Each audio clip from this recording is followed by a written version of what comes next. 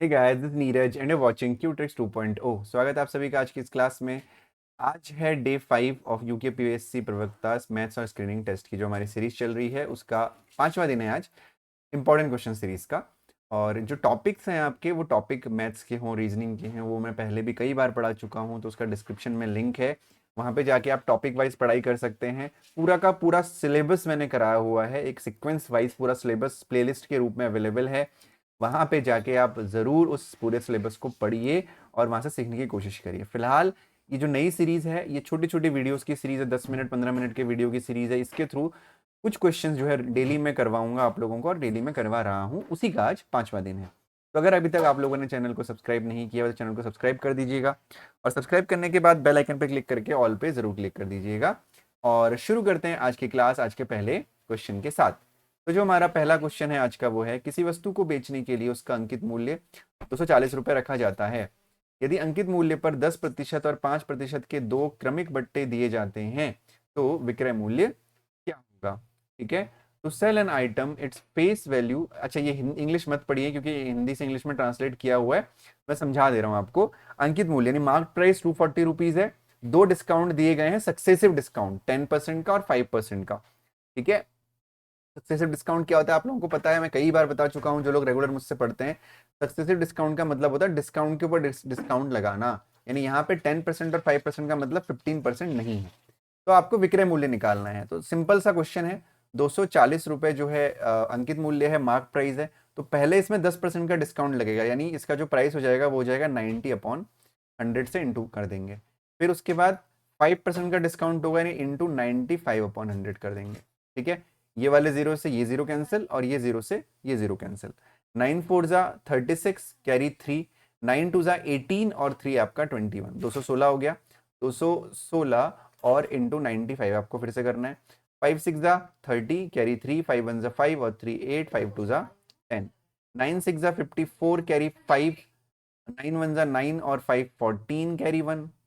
ठीक है, एक मिनट, 9 6 जा 54 और कैरी 5 है ना, तो 9 1 जा 9 और 5 14, कैरी 1। ठीक है, 9 2 जा 18 और 1 19, तो जाएगा 0, 8 और 4 12, 4 और 1 5, 9 और 1 10 और 2, यानी हो जाएगा 20520/100, यानी जो हमारा आंसर होगा वो होगा 205.20।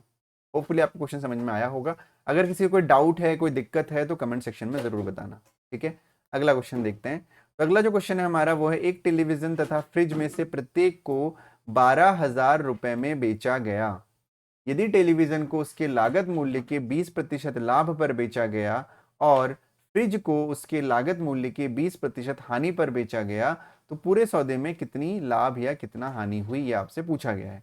अब देखो, ये क्वेश्चन एक कल भी आया था एक क्वेश्चन, और मैंने आपको कई बार बता दिया है कि अगर किसी दो आर्टिकल की प्राइस सेम है, प्राइस का मतलब सेलिंग प्राइस सेम है, यानी सेलिंग प्राइस 1 जो है सेलिंग प्राइस 2 के इक्वल है, पहली कंडीशन। दूसरी कंडीशन, अगर प्रॉफिट परसेंटेज और लॉस परसेंटेज की जो वैल्यू है वो न्यूमेरिकल वैल्यू उसकी सेम है, यानी दोनों ही x है, जैसे यहाँ पे दोनों ही 20 है, देख रहे होंगे आप, 20% लाभ और 20% हानि, यानी 20% प्रॉफिट और 20% लॉस। ठीक है, तो पूरे सौदे में कुल कितना लाभ या कितनी हानि हुई है, इसको निकालने के लिए सिंपली एक फॉर्मूला आपको अप्लाई करना होता है, माइनस बाहर से और फिर x² 100। ये माइनस डिनोट करता है कि ऐसी कंडीशन में हमें हमेशा ही हानि होती है, हमेशा ही लॉस होता है। ठीक हो गया, तो अब देखो ये x² 100 हो गया। तो अब आपसे पूछा गया है कि उसके लागत मूल्य, अब आपको क्या करना है, फॉर्मूले में रख देना है। तो x² का मतलब होता है 20² यानी 20 × 20/100, यानी 0 से 0 कट गया, यानी ये बचा 2 2 जा 4, यानी 4% का लॉस, हमेशा लॉस होगा। जो माइनस लिखा था मैंने, ये माइनस हमेशा 4 को, लॉस को इंडिकेट करता है, तो 4% हमारा लॉस हो गया। तो सिंपल सी बात है, टीवी भी 12,000 का, फ्रिज भी 12,000 का, तो 12 और 12 हो गए 24,000, 24,000 हो गए। तो 4% लॉस का क्या मतलब है, 4% लॉस का मतलब है, यदि आपको सेलिंग प्राइस, आपको प्रॉफिट लॉस निकालना है कि लॉस कितना हुआ है, तो 24,000 का 4% आप निकाल दीजिए। ठीक है, 0 से 0 कट गया, ये आ गया 0, 4 4 जा 16, कैरी 1, 4 2 जा 8 और 1 9, यानी टोटल जो है 960 रुपए का लॉस हुआ है। ठीक है, टोटल जो हानि हुई है वो 960 रुपए की हुई है। तो उम्मीद करता हूं कि आपको ये क्वेश्चन समझ में आया होगा। अब सवाल ये उठता है कि सर, अगर दूसरी कंडीशन ऐसी आ जाए कि हमारा एसपी इक्वल है लेकिन प्रॉफिट और लॉस की न्यूमेरिकल वैल्यू डिफरेंट है। न्यूमेरिकल वैल्यू डिफरेंट का मतलब ये 20% है और मान लो कि ये 10% है या ये 13% है, कुछ और आ गया, तो उस केस में हम सर कैसे क्वेश्चन को करेंगे? तो उस केस में आपको क्या करना है, ध्यान से देखिएगा, उस केस में थोड़ा सा आपको लंबा जाना पड़ेगा। यानी SP1 आपको दिया हुआ है 12,000 रुपए 12 के, SP2 आपको दिया हुआ है यानी सेलिंग प्राइस 2 और दिया हुआ है 12 के, यहाँ पे आपको प्रॉफिट परसेंटेज दिया हुआ है कितना, 20%, फिर इसमें लॉस परसेंट दिया हुआ है आपको कितना, मान लेते हैं 10% दिया हुआ है, ठीक है। तो इस प्रॉफिट परसेंटेज का और SP1 का यूज करके आप यहाँ से CP1 निकालोगे और इस SP2 का और लॉस परसेंट का यूज करके आप यहाँ से CP2 निकालोगे। तो टोटल CP बेटा हो जाएगा CP1 प्लस CP2 और टोटल SP हो जाएगा आपका SP1 प्लस SP2। तो आपके पास CP आ जाएगा, आपके पास SP आ जाएगा, फिर आप प्रॉफिट और लॉस निकाल सकते हैं। तो उम्मीद करता हूं कि आपको समझ में आया होगा। ये मैंने अभी नहीं बताया है, ये आप इस वाले क्वेश्चन में भी ये वाला मेथड अप्लाई कर सकते हैं, आंसर आपका सेम आएगा, ठीक है। Hopefully you got it. अगर किसी को इस क्वेश्चन में डाउट है, अगर आप चाहते हो कि वाला मेथड भी मैं अलग से कराऊं, तो एक वैसा क्वेश्चन मैं दूसरी क्लास में ले लूंगा, लेकिन उससे पहले मुझे आपको आपको मुझे कमेंट सेक्शन में बताना होगा कि सर हाँ ऐसा आप एक दूसरा मेथड करा दीजिए, दूसरा क्वेश्चन करवा दीजिए, ठीक है जी। चलिए जी, बढ़ते हैं आज के अगले क्वेश्चन की तरफ। तो जो आज का अगला क्वेश्चन है वो है ₹25,000 2 वर्षों में चक्रवृद्धि ब्याज पर कितने हो जाएंगे यदि ब्याज की दर क्रमशः 4% व 5% वार्षिक हो। अब चक्रवृद्धि ब्याज, जब आप नीचे डिस्क्रिप्शन बॉक्स से क्लासेस को अगर किसी ने पढ़ लिया है या आप पढ़ने वाले होंगे, तो चक्रवृद्धि ब्याज के लिए वहां पे कई सारे तरीके मैंने बताए हैं, बहुत अच्छे अच्छे तरीके बताए हैं जहां पे आपको फॉर्मूला यूज करने की जरूरत नहीं है, देखते ही आपका आंसर आ जाएगा। तो ब्याज की दर कितनी है क्रमशः, 4% और 5%, ठीक है, 4% और 5% है, ठीक है।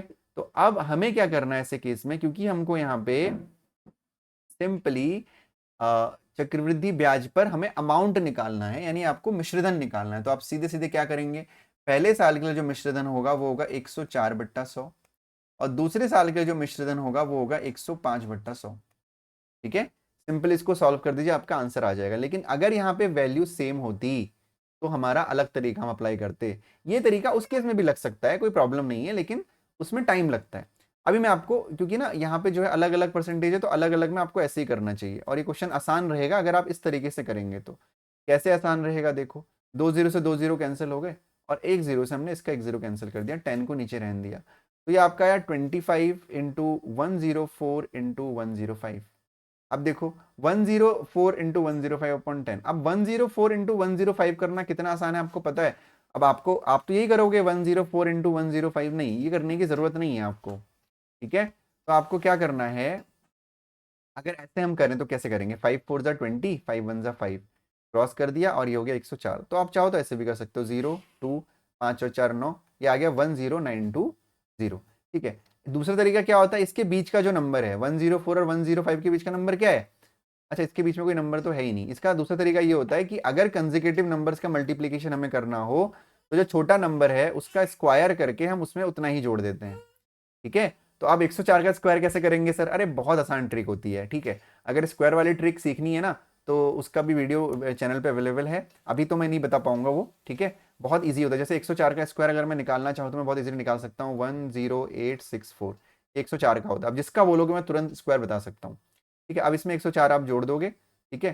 तो ये आपका, अरे सॉरी, ये होना चाहिए था 10816 होना चाहिए था, सॉरी सॉरी सॉरी। तो इसको आप जोड़ दोगे तो आपका 10920 आ जाएगा, ठीक है।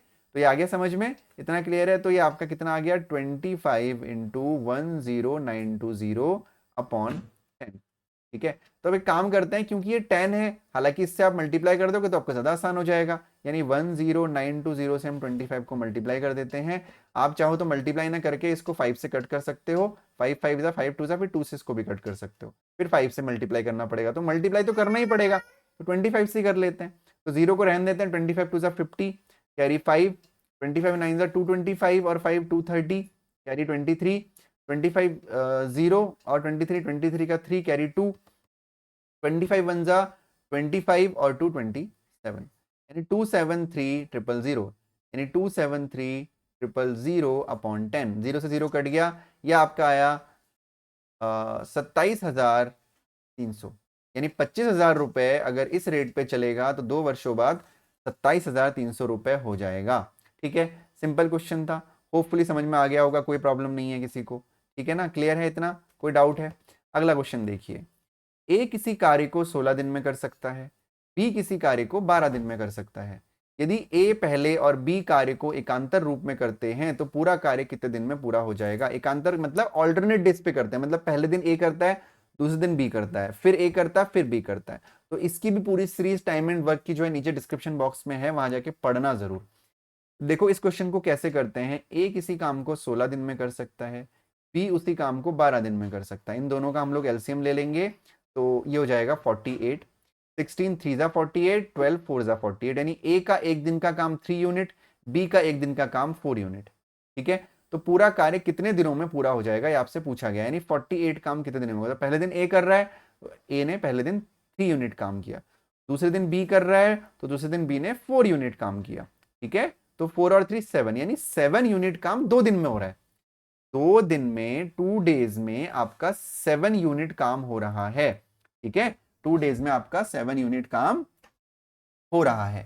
तो 2 डेज में अगर 7 यूनिट काम हो रहा है तो हमें क्या करना है, हमें देखना है 7 की टेबल पढ़नी है। तो 7 7 जा तो 49 हो जाता है, 7 6 जा 42, यानी ऐसे 6 पेयर में 42 काम हो जाएगा। ध्यान से समझना, 3 और 4 का एक पेयर, फिर 3 और 4 का दूसरा पेयर, फिर 3 और 4 का तीसरा पेयर, ऐसे करते करते कितने 6 पेयर होंगे, 7 7 7। तो जब 6 पेयर होंगे तो कितना 42 काम कंप्लीट हो जाएगा। 6 पेयर का मतलब 12 दिन है ना, 12 डेज 12 डेज में आपका 42 वर्क कंप्लीट हो गया। तो अब बचा कितना काम, 42 48 माइनस 42, 6 यूनिट काम बच गया। तो अब जो 13वां दिन होगा, 13वें दिन में क्या होगा, पहले ए फिर से 3 यूनिट काम कर लेगा, कितना काम बचा है, 6 यूनिट काम बचा हुआ है। ठीक है, फिर आपका ए जो है कितना काम कर लेगा, 3 यूनिट काम कर लेगा 6 में से, बचा कितना काम, 2 यूनिट काम बचा। तो एक दिन तो ये हो गया 13 डे। ठीक है, तो 13th डे हो गया, यानी 12 दिन प्लस एक दिन हो गया 13 दिन। 13 दिन प्लस अब कितना यूनिट काम बचा है, 48 में से 42 12 दिन में हो गया। फिर एक यूनिट जो बचा हुआ है, जो 6 यूनिट बचे हुए हैं, 6 में से 3 यूनिट जो है ए ने 13वें दिन कर लिया। फिर उसके बाद जो है जितना काम बचा 6 में से 3 यूनिट और बचा है, तो 3 यूनिट जो है बी को करना पड़ेगा, तो 3/4 हो जाएगा। तो आंसर हो जाएगा हमारा 13 3/4 डेज। मुझे लगता है कि ये क्वेश्चन कई लोगों को आपको समझ में नहीं आया होगा, क्योंकि ये क्वेश्चन बहुत एडवांस लेवल का क्वेश्चन है। टाइम एंड वर्क में पहले आपको बेसिक पढ़ना पड़ेगा, तो बेसिक के लिए आप डिस्क्रिप्शन बॉक्स में जाओ, वहां पे जाके टाइम एंड वर्क की सीरीज को पढ़ो। ठीक है, तो होपफुली आपकी आज की क्लास आपको अच्छी लगी होगी, थोड़े से क्वेश्चन डिफिकल्ट थे, होपफुली आपको क्लास अच्छी लगी होगी। तो अगर क्लास अच्छी लगी है तो वीडियो को लाइक और चैनल को सब्सक्राइब जरूर कर दीजिएगा, और जो है इसी तरह से रेगुलर जो है क्लासेस में आते रहिए, और 10-10 मिनट की वीडियोज इस तरीके से पढ़ते रहिए। ठीक है, thank you so much for watching, bye bye and take care.